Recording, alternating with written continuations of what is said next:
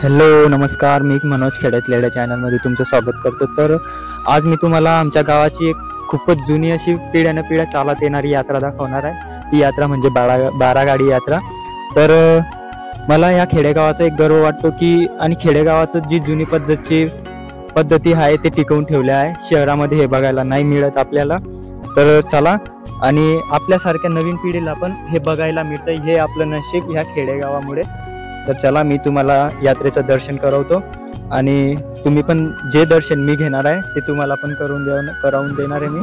तर चला, तुम्ही पण दर्शन घ्या।